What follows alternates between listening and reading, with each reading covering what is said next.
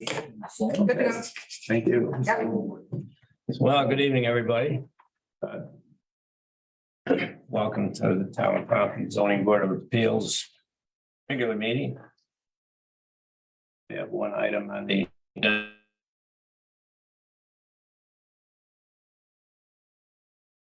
for informational hearing on a use variance request for property located at 4335 Waterville Road, tax map number 003-0207.1 and 003-0207.2. I'm David Tessier. I'm the chairman of the board, and we have our members of the board: Pat Preside, David Hale, Kevin Sharp, Don Neugebauer. We also have our attorney here tonight, Tim Ferteski. And we like to introduce our new code enforcement officer, Tim Barra. Hello. Welcome. Glad to be here. Glad you could be here. Glad to have you on board. Thanks. Tim is fully trained and certified and works for 3 or 4 other towns just south of here. They're all part-time, and this is half-time here as well. So welcome to Pompey, and thank you. Okay. We do have a couple of items pending for our next meeting, which would be August 8th. Area variance for an addition to an existing building and something about 2 lots into 1 for Harrington Homes. They think they need a variance. I haven't seen that one, so. I haven't seen it come in. Okay. All right. So those are possibilities. Otherwise, tonight we're going to review the application, and our usual procedure is that read the application. I'm not literally, but I paraphrased. So, we all know what we're talking about, and we might have some questions from the board reviewing procedures. At some point, we will talk about the environmental assessment form, and we listed a public hearing. If the board feels ready to open that, we can open it. Eventually, hopefully we close the public hearing and the meeting will remain open. We'll deliberate on the decision, but we will stay here. It's all open meeting. And hopefully we can make some kind of a motion. But at any point we need more information, we can adjourn both the hearing and the meeting to a date certain.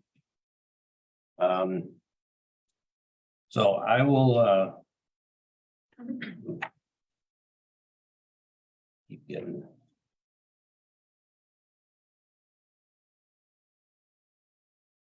things out of order. Where did that application go? I've got the zoning ordinance. One follow one. I wanted to read the part about the underneath. I've got it.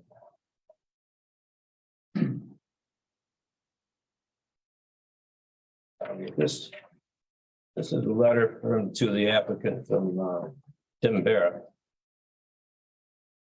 a while back, and then the application is here. And this is an application for a use variance, which is very unusual for us. And it's one of the things we can act on. There are 3 things we act on: area variances, which are normal use variances once in a while, and also interpretations, which we can act on. And we do those once in a while. Those can either be presented by the public through process and application, or typically from a code officer. If he's got a question on the interpretation of the ordinance, he's the first interpreter of the ordinance.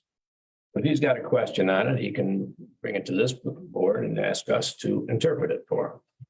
And our interpretation would stand until the town board takes a look at it and they may make a modification to the ordinance to clarify whatever the issue is. Use variances are different from normal area variance. With the area variance, we have 5 conditions we talk about.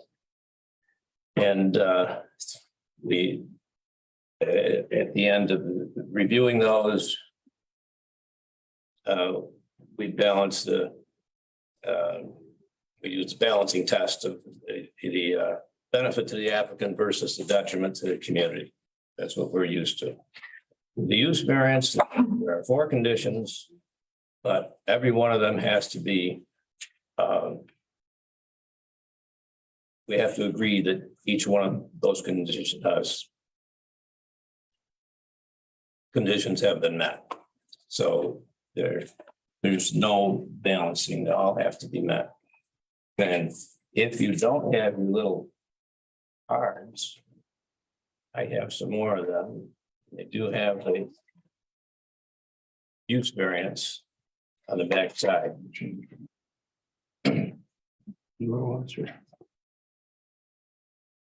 They're the same as the old one if you got one. These are published by the New York Planning Federation instead of the attorney. So the questions are, or conditions. Number 1, the project cannot realize a reasonable return substantial as shown by competent financial evidence. Number 2, that the alleged hardship is unique and does not apply to a substantial portion of district or neighborhood. Number 3, requested variance will not alter essential character of the neighborhood. Number 4, alleged hardship has not been self-created. And in addition, if approved, we shall grant minimum variance necessary and may impose reasonable conditions. That goes with anything we do. So I said I wouldn't read the whole application because not necessary, but I'll paraphrase.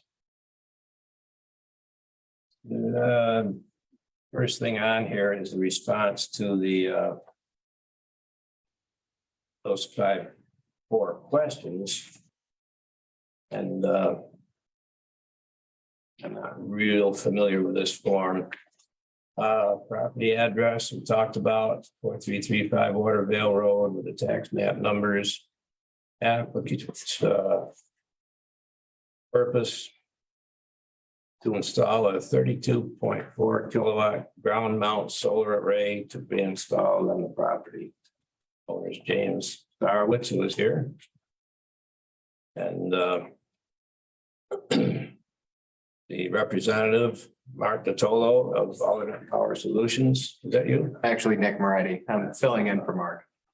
So what's your name? I want to. Nicholas, N-I-C-H, and last name's Moretti. M-O-R-E-T-T-I. Okay. Of Alternative Power Solutions, V-Circus.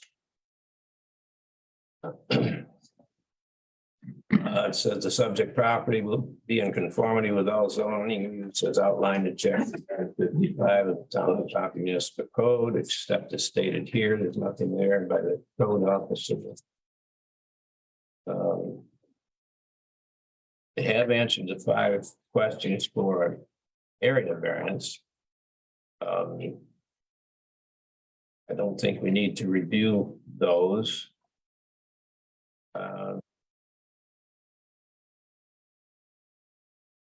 Disclosure affidavit has been signed. It just talks about any conflict they may have with any town officials. The short environmental assessment form is here. At some point, we'll have to review that. I've got a survey.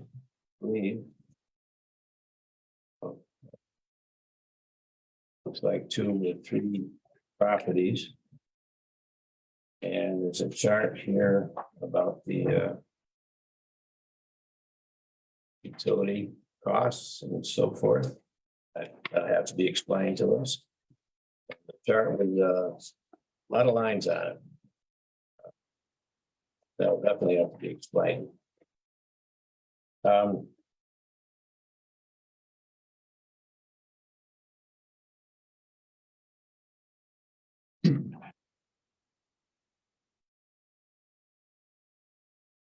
Not sure exactly where to start, but I've reviewed this new law that the town has created for permitting solar energy in the town. And I mentioned the ability for this board to act on an interpretation. And when I first read it a few months ago, I had an issue with one of the statements that I think it's come to fruition right here. It talks about under the type 2, I believe. Yeah, type 2 is. Solar energy system applications associated with non-active farms should be limited to 25 kilowatt or less unless a variance is granted by the zoning board of appeals. And that bothered me because it just kind of stood out and didn't seem to be based on the intent of the ordinance. It's my feeling that the intent of the ordinance is that anything over 25 kilowatts should be a type 3. Tier 3. And and therefore go directly to the town board for their review and working with the planning board back and forth to get established. At least I think that's what it should be. And Well, what about, isn't there something about the commercial use of it? Isn't there some portion of that? I don't see that in here, but I think that was the intent. For not to be a commercial operation? Right. Yeah, Right. but I think it's been a few weeks since I've read it, but Tim is that, So can I jump in? sorry. Well, I was going to say that, but further that I'm thinking that we should do some kind of interpretation on that paragraph to clarify it. Well, this is not, so this is how I understand the situation to be. Okay. The applicant is asking to construct a solar facility on his residential property. What is it zoned? Residential. It's zoned residential? Yeah. Of 25 kW or more. In our code, 25 kW or more is a tier 3 solar farm, which then would require a town board to create the solar overlay district and place it on the property so that they can go through that process. So you really need a zone change in order to do that. That's what Tim came up with, right, Tim, in terms of why the building permit was denied. Okay, so the building permit's been denied because of our code saying if it's a tier 3 project, it has to be, there has to be a solar overlay zone attached to the property. You have to go through that process. The applicant has now applied for a use variance to say that, okay, we're gonna ask for a variance for that use on this property. In other words, zoning board of appeals grant us the ability to do this through a use variance. Right. I personally don't think that that's the appropriate mechanism to use here. Neither do I. And honestly, I looked at the application. I have not seen the applicant fill out the components of a use variance, only an area variance. So,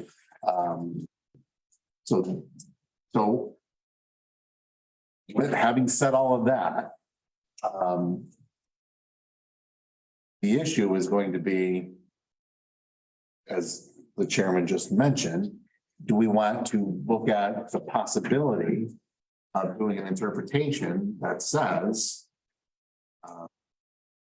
that the intention of the town board, or even though the code says 25 kW or more is a tier 3, was that the intention of the town board when it passed that? There are sections of the town code that does talk about if it's going to be for residential use only and not sold to the grid, except for access. All right. But that's for tier 2. That's for ground mounted tier 2 system Limited to 25 kW. or less. Yes, yeah. Yes. Yeah. So while you're right, it does say that. The issue is this concept, does that follow through for a tier 3 that's more than 25 kilowatt and is only going to be used by the property owner for energy that's going to be used on its site and not used commercial? And that's where I think the interpretation might be useful. An interpretation of the zoning board of appeals might be a useful exercise to go through. Right.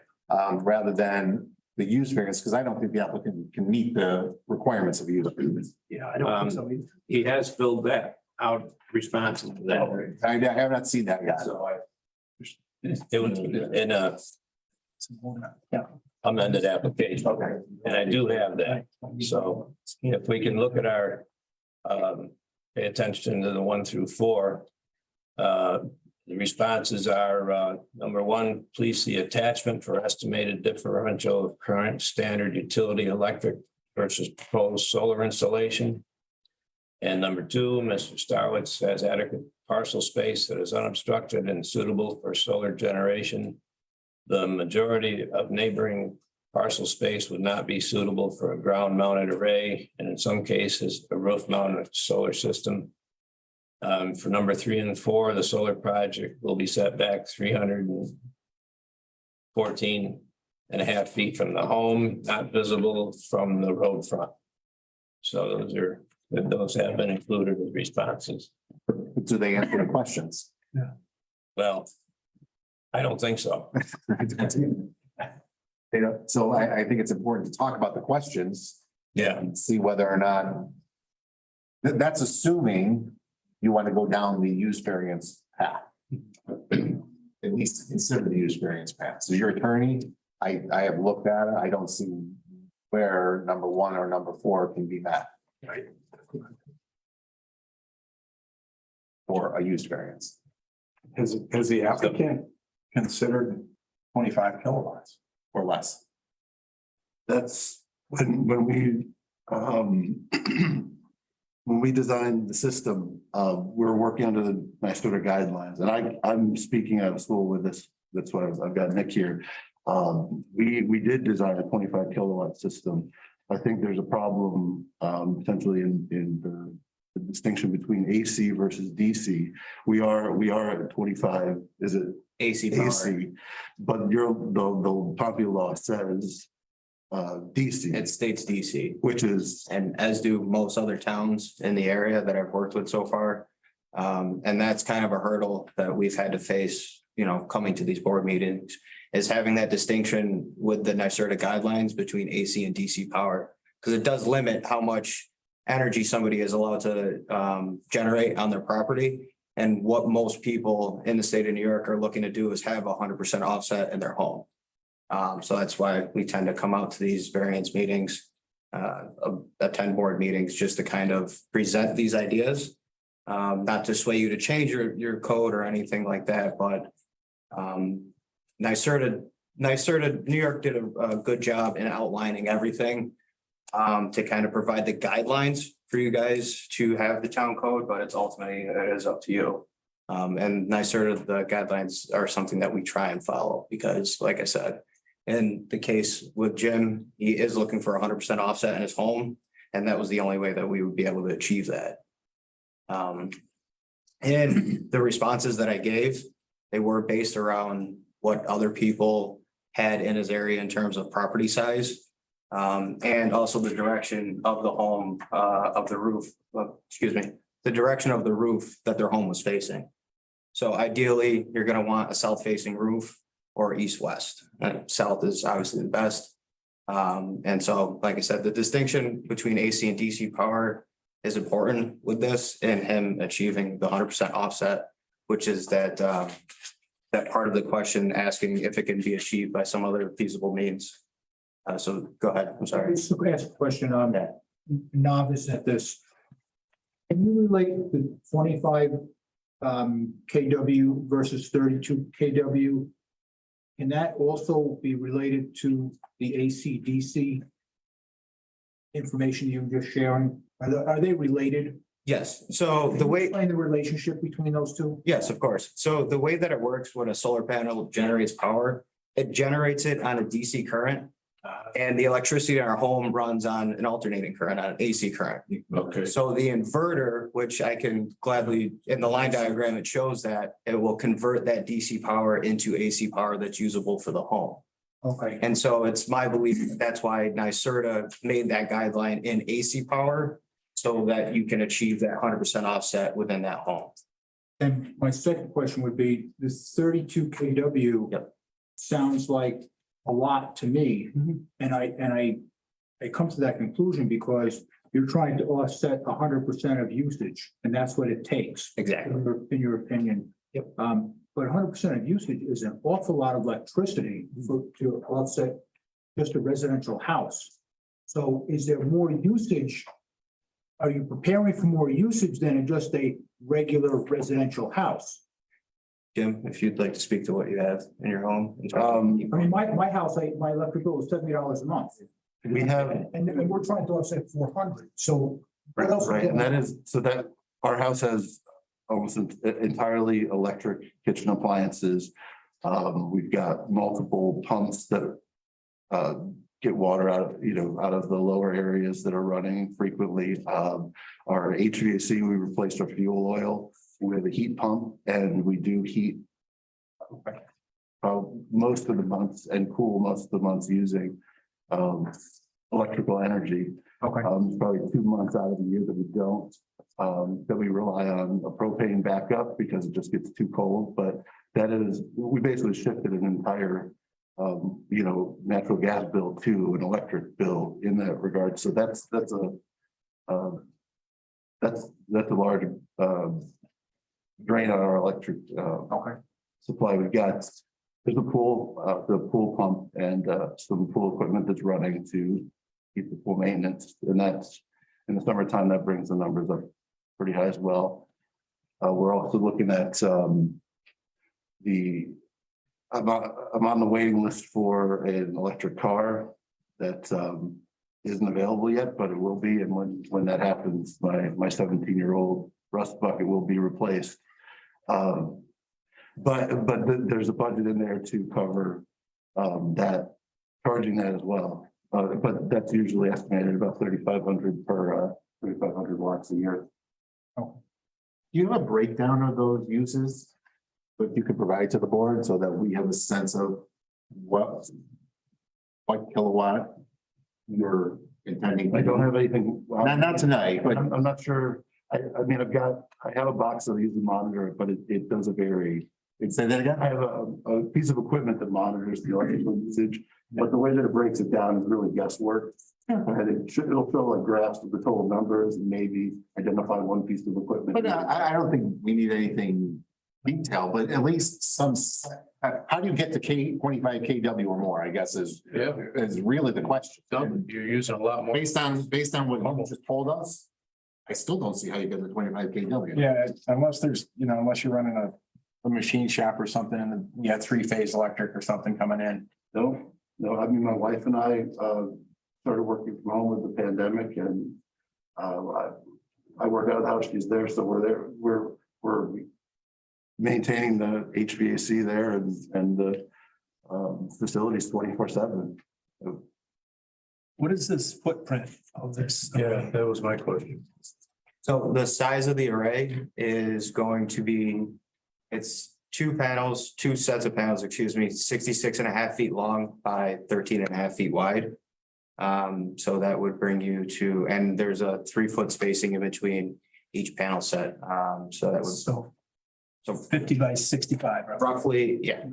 So, yeah, in total, it would be roughly 136 feet by 14.5 feet.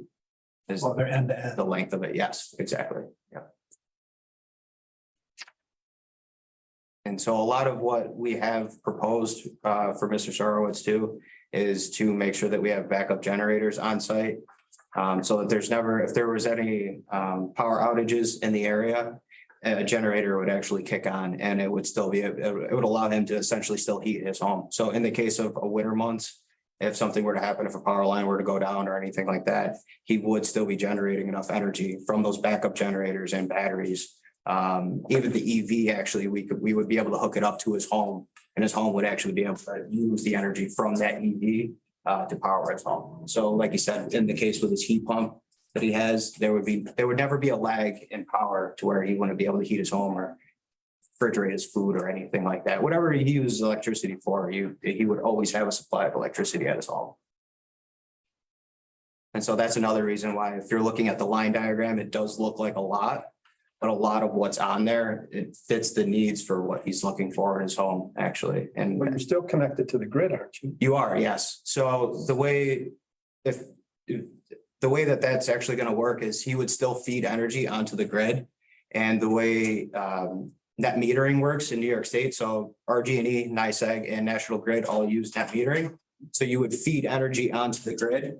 And then it's basically, it acts as a bank, a credit, basically. And so whatever you use that credit. And for whatever reason, in the winter months, if you weren't generating enough based on what you were using, you would pull from that pool of credit in your home. You'd reverse the meter back to you, Kind of, yeah, exactly. And so with those backup generators and the batteries that are referenced in that line diagram, it would charge those batteries. So if the power were to cut out on the grid, it would immediately start feeding from those batteries. And like I said, if he chose to have an electric vehicle, we could also route the electric vehicle into those batteries as well, so that he would continue to power his home.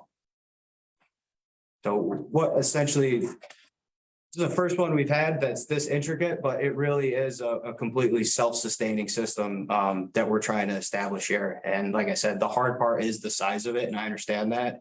And like I said, a lot of towns have a problem with having solar farms popping up in their area, and that's really not to speak for you guys, but what a lot of other towns are afraid of. So they don't want acres of their land being taken away basically for solar farms. I understand that. I understand that some people see it as an eyesore in their town as well.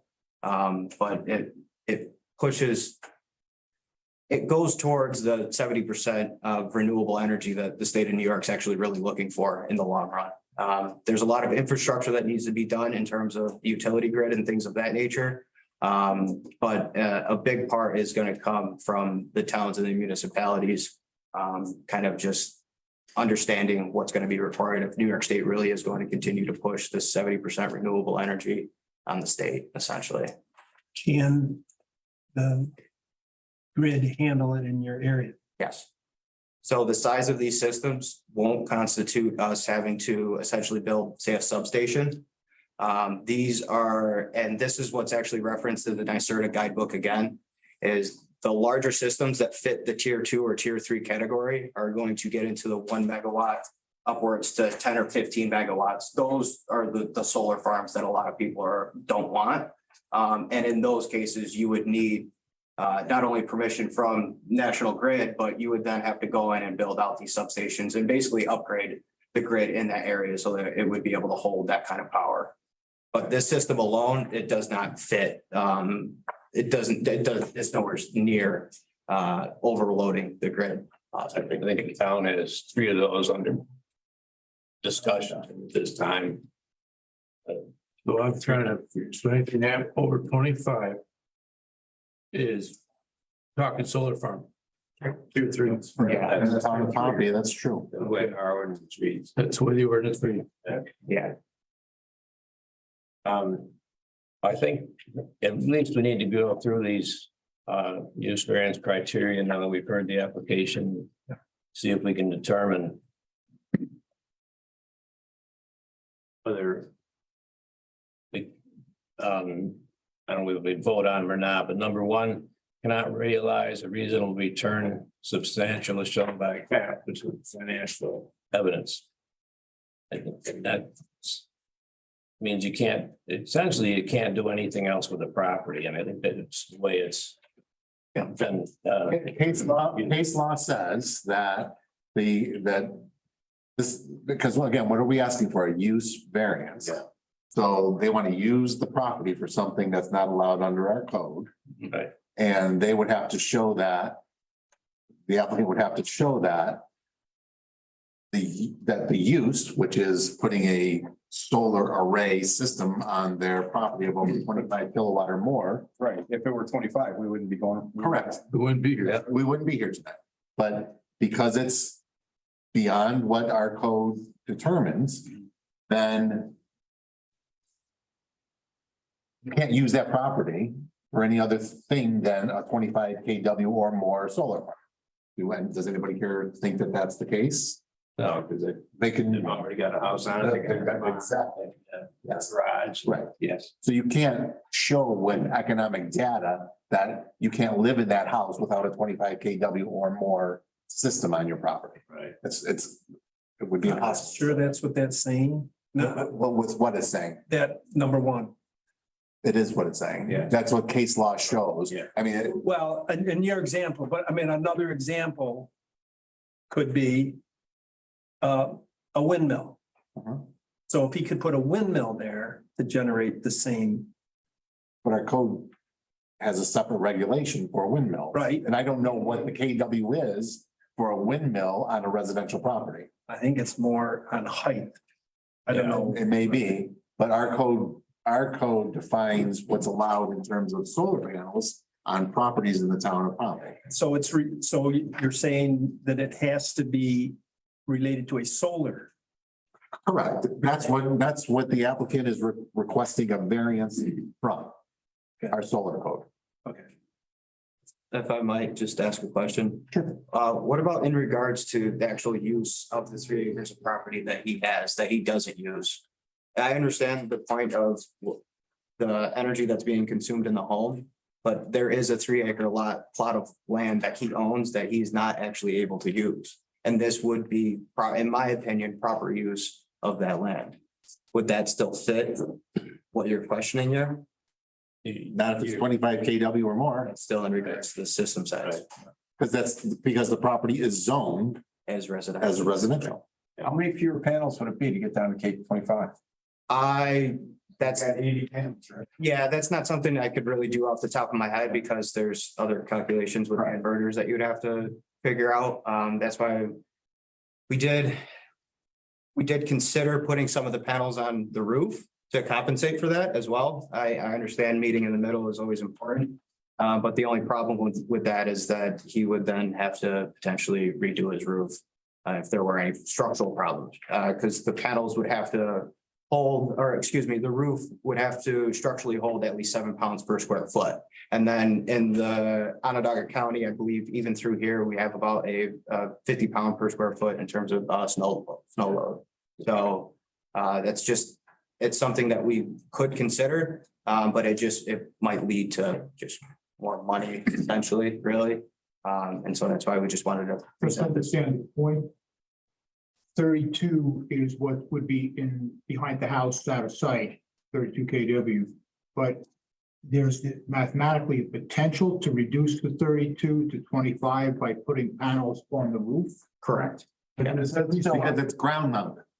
But if you're still producing 32, Doesn't matter. We say ground mounted, so you can put whatever you want on your house or a barn or on your barn or whatever, but the purpose of the purpose of the law is to say ground mounted systems cannot have more than 25 kW or else it's considered basically a solar farm. Okay, so not that makes potentially economic sense, but that would be a solution. That would be a solution. Okay. Because if you're ground mounted of 25 kW or less does not kick you up to a tier 3. Then we're not here. You're in a tier 2. And then building permits can be issued for that. put up a pole barn. Okay. Yeah. There's a variety of ways that you can skin a cat, I guess. I can't say that anymore. Right? That's a terrible thing to say anymore. I think what we're trying to reach is that the use variance is the right way to do it. And I don't think it is. I don't either, so. Number two, alleged hardship is unique, does not apply to substantial portion of district or neighborhood. I don't know, the neighborhood seems to be all alike to me, so I'm not sure that one qualifies either. Number three, requested variance will not alter essential character in the neighborhood. Well, if it's hidden, maybe it won't. If it's out of sight, you Yeah. might slide on that one. Yeah. Number four. Alleged hardship has not been self-created. Well, it's Absolutely. self-created, so no question about that.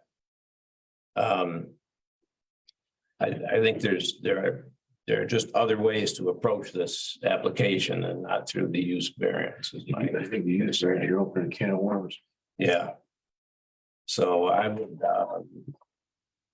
I guess I would encourage us to do some kind of a motion to interpret the ordinance, whatever section number, the Poppy Solar Law to pertain to that. It's in the intent of that section to pertain to commercial or tier 3 systems only, and as such, they require approval by town board for their section 8 of the town law, something like that. Yeah, so there's two things that this, you can do the interpretation. I think we need to talk through that and Yeah. make sure we're not creating any bigger issues. Yeah. Or you can make a recommendation back to the town board to amend the code so that the type, so that, and ask the town board whether or not it was their intention Well, to create this system, this situation where if the energy is going to be generated on site for a residential purpose only, did you really mean for that to be a type 3 or a tier 3 project? if we can't agree, if this board can't agree on wording for a interpretation, that might be something we can do. Yeah. And either way, even if we do an interpretation, I would expect the town board would do. Right, they can pass a law that says, Yeah. we disagree with the interpretation of the zoning board of appeals, or we agree with that. Yeah. And they can amend the law to do that, or they can amend the law to say, no, we truly meant Yeah, Right. that tier 3 is 25 kW or more, and we don't want ground mounted systems on a property unless it comes through a process at the town board for a overlay district and then a site plan approval. so, and if we do the interpretation, do we then have to vote on the application itself? No. Because we're not saying no to the application. Right. We're giving them the alternate procedure to follow through. Right. We're putting it back to the town. Back to the town board, which the larger type 3, tier 3 systems, I'll have to do that and go through the town board, so.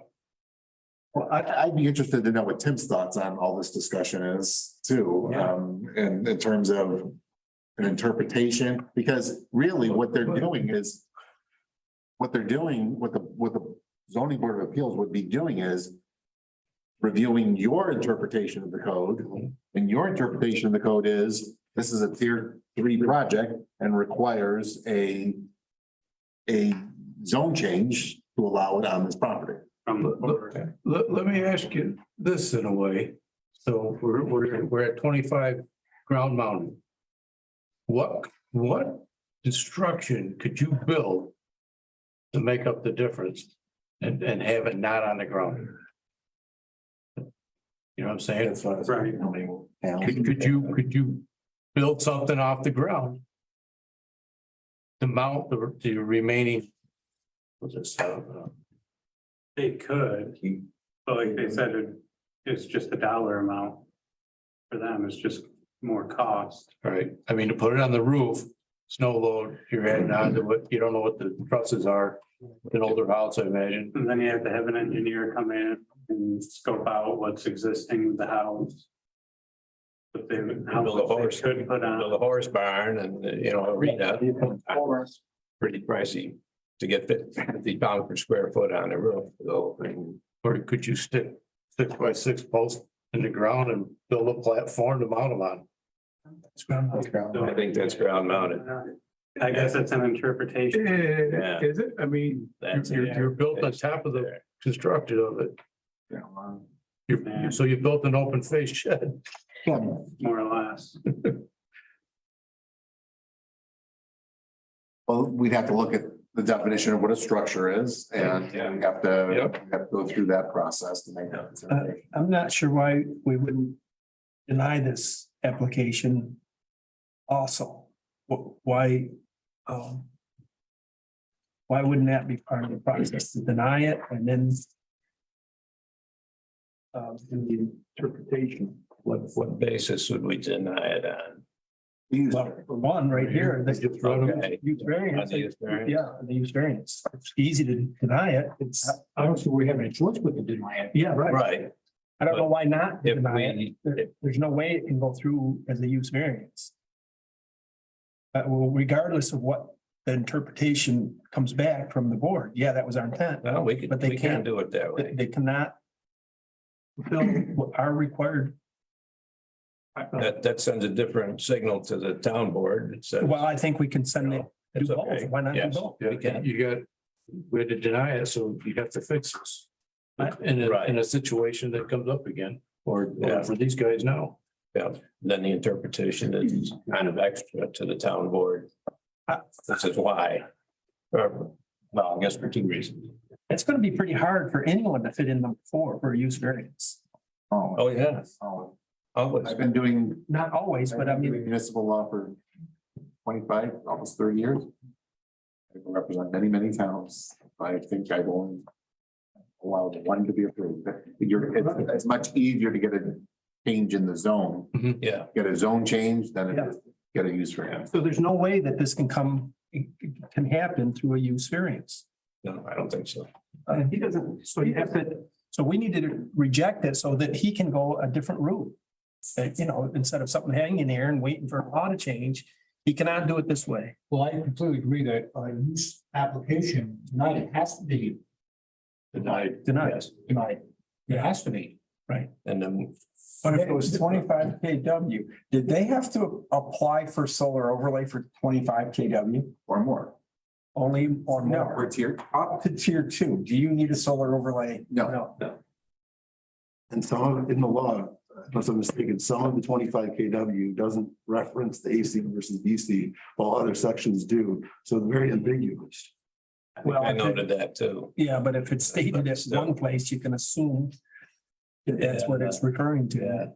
I mean, it's not gonna change from AC to DC within the wording of it. I would. So there's, so solar panels build power off DC. Yes. All of them. Okay. Yes. So they must have been referring to the DC end of it when they come up with the 25, right? Not when they state. AC. If it specifically states AC, Is that an ICERTA? there, In our zoning or? Yes, in our 25 zone, KW, is that an ICERTA number? but not every time. NYSERDA guidelines, yes, sir. Oh, right. But in the unified solar permitting app that I've seen with Which we have adopted here. every municipality has adopted, yes, it states DC though. So it is leaving this super gray area open for interpretation to each municipality to kind of take the wheel, if you will, and handle it as they please. But it is, and like I said, in trying to set a residential home up with 100% offset, even if you're not dealing with these crazy usage amounts, it is still difficult to get 100% offset, even if you were to mount it on a roof under 25 DC power. And there are some cases in which even if it's over 25 DC and if it's a roof mount, these applications are still being denied. So there's a lot of room for interpretation in the rule and in the law.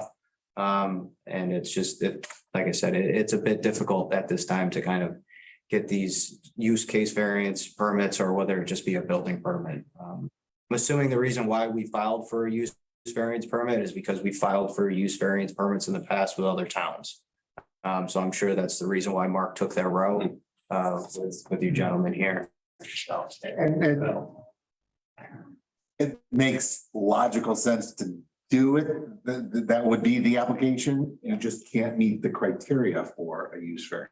Right. That's the problem. So the next question is there some way? I'm hearing an echo. So I think it's probably a good thing to consider the use variance and take a vote on it.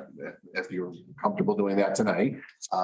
We have kind of discussed all of that. It doesn't seem that you meet number one or four of the use variance. Right. Right. Specifically for.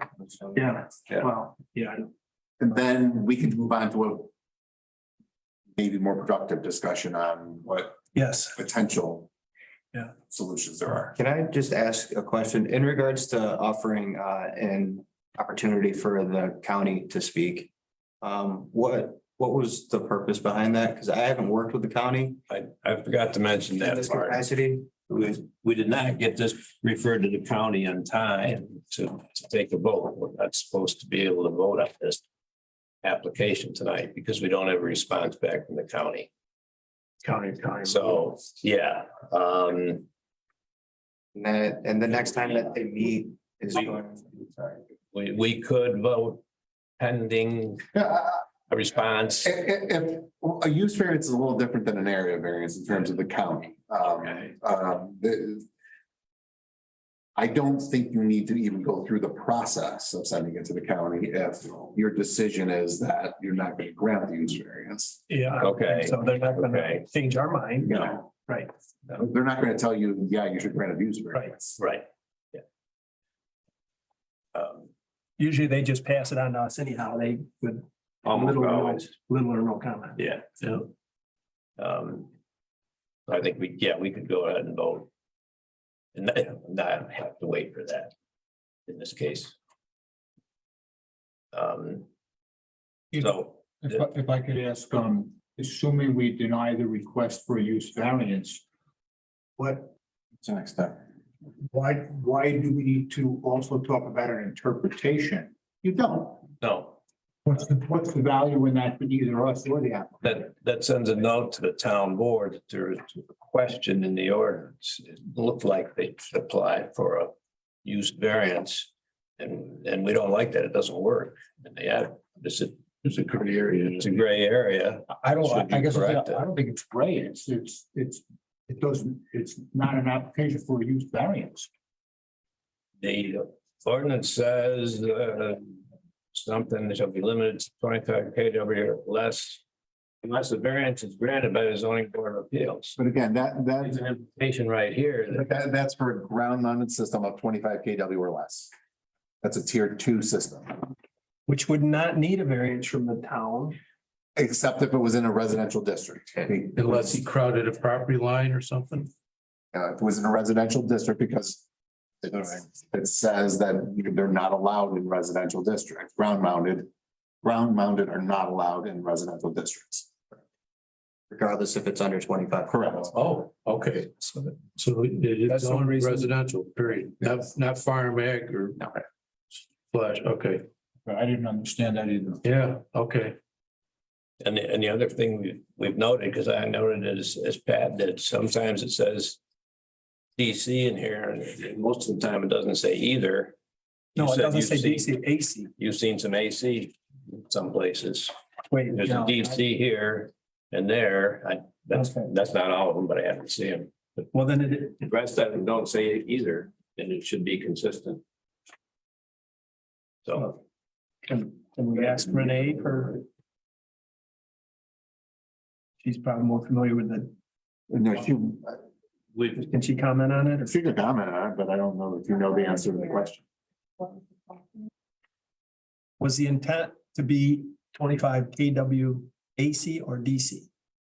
Well, I think that's a question for John Shaheen because it was his, Maybe, and he's got a comment up on the Zoom, which I'm sorry, that's why my computer went off. I was trying to read it on my computer. There, I don't know if it's related to the AC, DC or not, but there's something up on the screen. But I do think that that's a valid clarification, Yeah, and something that we should be consistent about. But the code says DC. I mean, when it talks, when it identifies or when it finds what a solar energy system is. There it is. You just come up. The intent was DC. okay. Yeah, so I mean, that was his intent. I have to be honest with you, that issue never came up during all the public hearings we had. We had 5 public hearings on the 2 local laws. The issue of DC versus AC never came up, so a little bit, I think it was missed, but I also think that 25 kW was the standard, whether, and DC, if that's what John was going with, that's what it. I think it's pretty clear that it's DC, because that's what defines, that's how it's defined as a solar energy system. And if you are a roof mounted system with capacity up to 25 kW DC, or a building integrated solar energy system with system capacity up to 25 kW, then you are a tier 1. If you are 25 kW DC or less, then you're a tier 2. And if you are neither tier 1 or tier 2, then you're a tier 3. so what are you? 25 kW east. We're at 30, You're producing 32.4 with 32.4 DCP. Yes, So that's the problem. yes, yes. But according to what we're just reading, you're residential. It's not allowed anyway. Ground mounted. Ground mounts aren't, but then if my understanding is correct, then we would apply for a use variance. Because we would be registered as a tier 2 within your municipal code, and that we would be back here again. Say we went the route of meeting in the middle of putting 25 DC power on a ground mounted system. And then putting the remaining difference on a roof or some kind of structure on his property, we would still have to come before you gentlemen and ask for a use variance permit to put up the 25 DC as a ground mount. Which will be problematic again. And that's why, that's why I think it's very important for us to have gathered tonight. Yes. To kind of get all this out on the table. To figure out. A use variance doesn't make sense in this situation. So if that doesn't make sense. Does this zoning board of appeals want to even consider the thought of when they were talking about when the town board passed the local law and limited it to 25 kW and required that to be a tier 3, was it contemplating at that time only commercial projects? Or did they say it doesn't matter whether it's commercial or residential? They just want anything over 25 kW. We want you to go through the process of getting a zone change. So maybe instead of doing an interpretation, we do a statement back to the town board saying these were the issues were discussed. Yes. We recommend you to clarify. Well, you'd have to clarify what commercial is, Sure. because everything is commercial, because you're trading, you're making a trade here with National Grid. Yeah. You're selling it, so Yeah. it's your commercial. The minute you. But we can define it however we want to define it. We can say residential means you are using the energy you're generating on the site for the house and only for the house, and you're not selling any of that energy, or you're not using it for a commercial purpose. But that never happens. Why doesn't it ever happen? Because it's a net metering thing. It's back and forth. You're producing, when the sun's shining in a great day, in summer, you're producing more energy than you're needing. So it's So going you're back using, to- so you're selling that back, you immediately become commercial. We'd have to But say that. we would have to define it as the use would only be for the house. Right, because he says it's going into their bank, Right. their electrical bank. That So, no, it's going into the grid. Grid. They are crediting that money. So does that make it commercial? Yeah, but if you have. We have to Define it any way you want to define it. Yeah. we can say no in there. Well, National Grid has an application that we have to fill out and they distinguish between commercial versus residential. And they are. There's an interconnected process that we have to follow with National Grid. And National Grid wants to know if there's a residential building on site and if it is going to be attached to a residential meter. Even if it were attached to, say, a commercial building, they would want to know if it was a commercial meter and whether or not it was going to be tied into their sub panels on the building, the same way you would tie it into someone's breaker box in their home. But isn't that because they're governed by the rate that which they have to pay, whether you're residential or commercial? I'm sorry, can you rephrase that? Well, when that- hold on a second. Along those lines, if he happened to have a little garage in the backyard where he's fixing things and he has a small business, Mhm. now he has a commercial aspect to his needs. How By, does that affect you and the applicant? so by the utility standards, it still would not be a commercial meter. Because it would still be a phase one meter essentially, Residential. or residential. John, you gotta Phase remember, one, you can't have a business. In a residential. Residential. right? Yeah. So, So that's the variance. It happens, but. You can't have ground mounted. Residential. Okay, so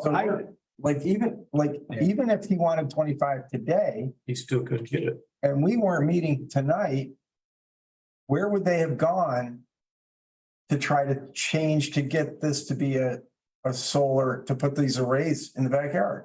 Where would? I think the place to go is the town board. I think that's the place to go to make a Were you determination. guys, James, were you aware of this, of that code that John Shanine has just put up there? That as a residential, Residential, yes, but it goes to what Tim was saying, when we first sat down, that the code does apply additional conditions for obtaining a variance from you guys and some stipulations on what kind of things happen once you get that variance. So the law, I don't mean to put words in your mouth. but It contemplates a the law variance. basically suggests that us doing this is the natural course of business. That's the way I read it. I don't like that. I'd like to see it change. no, I want to get back to the commercial media versus a residential. Like on a commercial meter, we're paying a higher rate. Yep. You're also receiving a higher rate if you're not sending it back. yeah, I'm not Yes, too yes. familiar with commercial rates, but if you say so. then Yes. So, and I think that's the difference in what I was getting at. I'm not allowed to sell it to a third party, the energy. And that could be, that can be the definition, right? You can say you can't sell it to a third party. You can only sell it back to National Grid. That interpretation would be ideal, but that would actually be perfect, because that's exactly, so there are community solar initiatives in the state of New York where you have solar farms that are selling their energy onto the grid, or excuse me, Yeah. they're issuing energy onto the grid, and then they are selling that energy to retail customers in the form of supply. That is not what these residential systems are set up to do, and that's not the purpose of net metering either. Net metering is just simply a bank account of energy for you, and you draw from that bank account as you need it. So in the months when it's winter time and you're not generating as much, you're pulling that back into what you use. You're not selling it to National Grid, and you're not selling it to a third party, which in my understanding of what a law might be in that instance would technically be a commercial sale. I mean, could National Grid say, hey, we're only gonna pay back only so much. If you overproduce, It's, we're gonna cap We it. changed the law. It's That's like they a- just recently changed the, yeah, So you wouldn't get into the sticky situation of selling. no, you Call are. it back. Yeah. And that would be an issue that you would then have to take up with the PSC. I have had issues with, I actually just recently had a customer that had an issue with RG&E overcharging them for their usage in their home. And they claim that there's no energy being put into the grid. But we have monitoring systems set up on these, on these inverters that generate that DC to AC power. But that's kind of getting in the weeds and it doesn't Yep. pertain to this, but yeah. Okay. All right. Well, I make a motion that we deny this use variance based on question number 1 and question number 4. Okay, Which the applicant has not provided sufficient proofs. One second. okay. We have a second, So Kevin. Okay, any further discussion on that motion? Everybody understand it? All right.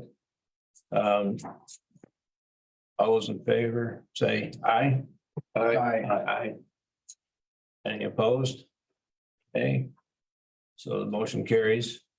So the application for use variance is denied. Now, do we have to do anything further? Well, I Should we? think you should. I do too. And I can draft. Town supervisors here tonight. I am also the town attorney, so. Translate what took place here tonight Yeah. to the town board. I can do it by letter if you'd like me to, or I can do it for your signature. And explain the question that should be before the town board, which is. Did you mean 25 KW DC to apply to tier 3 projects? Even if the tier 3 project is going to be exclusively used for residential purposes and there will not be a sale to a third party? That's the question before the town board. Yeah. The town board can listen to that question and say, no, that's not what we intended. We will change the law to say that if it's and I would have to draft the law, that if it's for a residential purpose only, and that energy will only be used for residential purposes and not be sold to a third party other than a utility or sold back to National Grid, then that doesn't qualify as a tier 3 project. It's a tier 2 project, which will be allowed in a residential zone. And this doesn't matter if it's ground or roof mounted. This is just 25 and up residential. Right. We still have the issue of we don't allow ground mounted in residential districts. So that's going to have to be another question. 32.4 on ground. On a roof. On a roof, Yeah. need a lot of square footage. Yeah. And a big house. Big barn, or a big pole barn. Big house or big pole barn? Yeah. How big is your house, by the way? How many square foot? I think it's maybe 20, 23. Okay, so it's not, I don't know. it's not a huge, yeah, that will never cut, that will never happen, that will never. No, it's a lot of small pieces. And then the town board is also gonna have to struggle with the question of, okay, if we do allow this. Is it simply just a building permit that's gonna get issued, or should there be some kind of site plan? Review by either the town board or the planning board, because. A 136 by 14 foot You have to do the aesthetics of the neighborhood. It's a lot. farm in a residential neighborhood. Might not be something the neighbors would want to see, so Right. how are you going to be able to? Screen that and make, Well, I went to them and asked them, and they said they don't want me putting in a giant 10-foot tall structure. The neighbors that would all see it up Waterville, any neighbor that could see it said they would rather have it mounted directly on the ground. Than putting it way up in the sky where it's Keep it- easier to see it right side. So, and I when you say in the sky, what do you mean? I'm talking roof, on a roof structure up there, 15, and then it's 15, 20 feet up, it's gonna be right in their line of sight. How are you gonna mitigate that? So I think there are options. Right. I think you are unfortunately, you're kind of a guinea pig in the sense that we're struggling with our local law, which was just passed in 2021, and we Go now, what's that? a year ago now? Yeah, and this is not something frankly that was contemplated by that law. Well, and a number of other things too with that law. One, for example, is of course, the issue has come up of regarding the type of farmland that these commercial operations going on, that I think should have had more consideration in law. And to, some of that may have disqualified. I think if we did a better job with the law, I think that, we could be eliminating some citing that's taking place right now. Or trying to take place, I should say. Well, it's up to the town board to. Well, I'm take that wondering opportunity, 'cause if they're in the middle of this. Well, no, Those and no, I'm wondering if since we're writing a letter anyhow, that Yeah. maybe that we could include, limit it in size as far as a footprint goes. The footprint for this array that's gonna go in a residential area.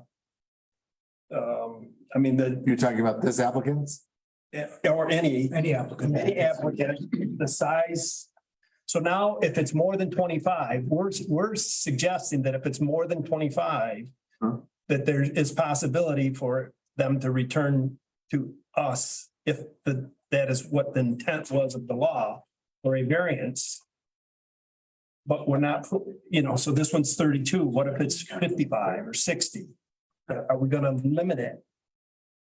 The physical size of a system on a residential property. Yes.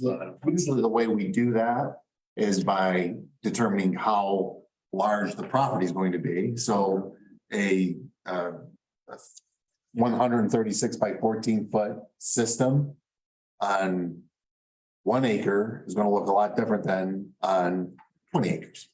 Okay, so let's say I want to put one on my farm to run my farm, which will take a lot bigger than that. It would take, let's say it's going to take 120 kW. Can I do that? Is it a farm? Farm. It's a farm district? Yes. I think you could. most of these. It's double. No, I think it's allowed. It's agricultural can be ground mounted. I'd like to, same question, agricultural or commercial. So ground mounted solar systems are prohibited in the R40, HC, and HR zoning districts. Which are, So you're not one of those districts, so they're allowed. And ground mounted is allowed. Is commercial allowed, ground mounted? I think the levels are doubled for farm. Each district. So instead of 25, you can have 50. You're limited. I'm pretty sure. yeah, that's what I thought. Yes. So 50. So I want a variance. I want to go. or 50 kW for active farm operations. Yeah, so I want a variance. I need 100. So I want to come here and get a variance. Right, that's how it would work. Yeah. Yeah, so Now, now, wouldn't be a use variance, so would it be a size variance? Again, you're talking about, you'd be a tier 3 at 100 kW. Oh, okay. at So 100 tier kW three. goes to 3. At 100 kW, you go to a tier 3. Okay.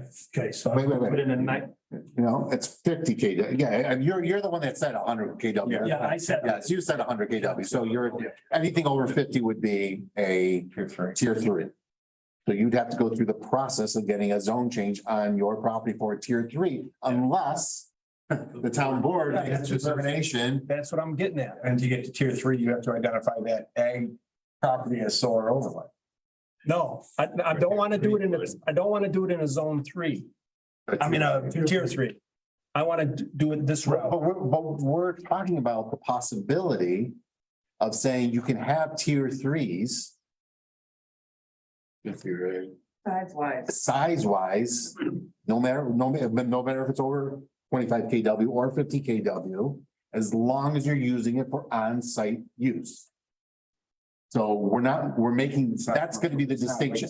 And that's gonna be the distinction is, Yeah. are you a business? Are you a business that's selling power? Not a solar farm. Yes. You're a farm using So solar. that's the distinction that we're talking about. You're not a solar farm, you're a farm using solar. So I will draft a letter and I'll show it to you, David, Okay. before I send it off and we'll work on it and we'll get it to the town board. And hopefully the town board will consider it at the next meeting. So, That sounds like a light conversation. yeah. Is that acceptable to this board? Yes, absolutely. Absolutely. Yeah, there's gonna be a lot of bumps in the road. That's a lot of choice. There's gonna be a lot of I know John Shaheen has been following this, has been leaving comments, so he's heard our concern. I can't quite read them. I can't read it, so. It's for both roof mount and ground mount. Tier 1, 2, 3. Yep, so. So even though laws have been. He says, I think in general, the max size for both roof mount and ground mount, tier 1 and tier 2 should be revisited. Yeah. So. And that's the way it should happen, so if you can draft that. I'll review it. And Farm use. I'm very sorry for all of this, but the town board. This is sort of in response to Pat's little bit of the critique of what we've been doing, we want to been better. Any loss is better. We have always said that it was a work in progress and it was never set in stone because we had never done this before. Right. It's all brand new. And we responded to so many citizen concerns. Every citizen concern, Tim can vouch for this, that came up, we tweaked what we had. Yeah. So we did the best we could with what we had, but we knew that once we started working with it, and you are, I'm sorry, the guinea pig for tier 2. We've had our guinea pig for tier 3. Went the same way. You are now the guinea pig for tier 2. Renee, I didn't mean to criticize the law and I'm at fault for not being more involved in it as being drafted, but there's only so many hours in the day. I know your concerns. Could I ask clarification? We have 3 tiers, 1, 2, and 3. Correct. And it's just, and the difference between the tiers are the KWs that we're looking for. You're in tier 1 if you're up to 25. No, Oh, that's your roof. That's roof mount Tier 1 is a roof mounted. of 25 KW or less. Which is a popular residential. Yes. Okay, Number, yeah. situation. Yes. Okay, tier 2, Ground mounted of less than 25 KW DC. You use your backyard instead of. okay, Only if it's in an ag. Yeah, you can't. Yeah, then it's up to 50. okay, and then tier 3, Tier 3 is 25 KW or more, okay, all the way up to whatever. whatever. Residential is the big key. Your zone is, yeah. You can't have ground mounted period in residential. Yeah. At this point. At this point, right, yeah. Do you see the technology and the solar panels changing the next 10 I years? was gonna ask that question. I was gonna It's reducing in size, but maintaining or increasing production. heard they've got like roof shingles. Yeah, and there's so many. Something's not enough yet? No, yeah. Yeah, I would say technology has came a long way in terms of the lifespan of these panels. that's good. And output definitely has increased. But I wouldn't really, in terms of writing law about it, I wouldn't wait on that at all. I know technology does move fast this day and age. But in this instance, it's not something that I personally would just wait on. You approve a 125 light cell tower, then all of a sudden those 125-foot cell towers are obsolete in 5 years obsolete, and you're down to, you know, telephone mount pole. Even in terms of what the inverters are able to convert from DC to AC power, you could see. So actually, in theory, you could see the size of these panels actually shrink in terms of how many are being used and not in terms of how much energy they're able to produce, because the inverters themselves are also able to generate more AC power from that DC concept. I've seen the shingles that you're talking about. They look awesome. Yeah. But they're modular, but they're cost prohibitive. When I looked at them, they were 4 times the price, and then you're just talking, and I'd be 100 Yeah. ROI. What are the subsidies now for a residential? What, Nice, Serta, all your subsidies all together, what percentage is a homeowner paying versus? the NYSERDA grant, if I'm not mistaken, is 50%, up to 50% of the total cost. And then you're allowed to receive, I believe, in the range of 13% for a federal tax rebate at the end of the year for it. So there is a huge subsidy that's available just within the state of New York. And again, back to New York State's push for their 70% renewable initiative by 2030. A lot of that has to do with the NYSERDA grant because it is a large chunk of the overall bill that people are spending to put these panels up on their home. And it is a cost-effective way of managing your energy bill. It does save them money. It's not just some fly-by-night. It's cost effective for the person receiving the solar panel. It's not cost effective for me because I'm paying 65%, 63% of his cost. You would have to dig into where NYSERDA pulls the grant money from to really say my tax money's going. Money tree. Helicopter money everywhere nowadays, so I wouldn't really, I wouldn't just shut your neighbor for getting a NYSERDA grant, but no, the subsidies that are available from federal and state government. Be able to us all, I understand that. Yeah.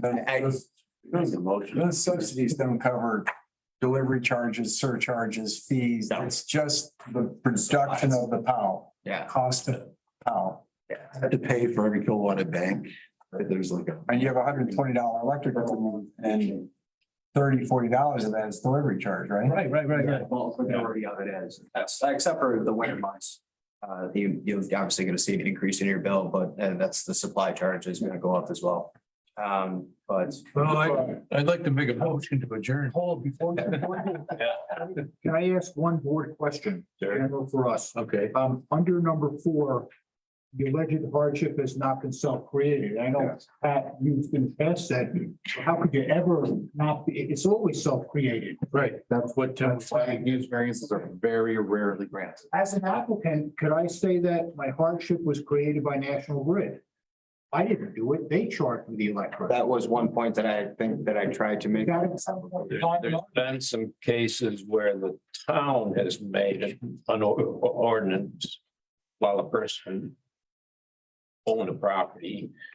And And they the town. they could say the town caused the hardship by It changing. wasn't the law when I bought my home, that would be a hardship, because the town created the hardship.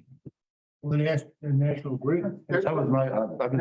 And the hardship is not, well, okay, I understand what you're saying, that the town passed a law, but you could, before the town passed that law, there was no authority to even put solar panels. There are a lot Ground of people that spoke at one of the last board meetings and said they have heat pumps and they have ground mounted solar and it's the future. And there was a lot of people who spoke against it. So there are people who are all grandfathered in by this new law who advocate that it is really ground mounted with electricity to heat your home is the way of the future, but I don't know how they got their authority to do it, No, but there was a previous. There was a There previous. was law. a previous solar energy, it didn't include tier 3, it did include roof and ground mount. So there were provisions in our code that have been superseded now by the law that we passed last year. gotcha. If you look at the town, actually, I was looking at it today, if you go on the website, the old law is still in the code 360, you have to go to the new laws in order to get the new solar. That'll change with. There's one last comment from John. 25 kilowatt has generally been the limit where an upgrade to transmission and electric infrastructure is not required. As homes electrify, i.e. heat pumps, electric vehicles, et cetera, the max usage is going to increase. That would be the reason to revisit the max size, which we allow. Okay. Yeah, Yeah. what's the cars coming? Okay, the motion to adjourn, It's a motion. second, all in favor, say aye. Aye. Thank you all very much. That's very good.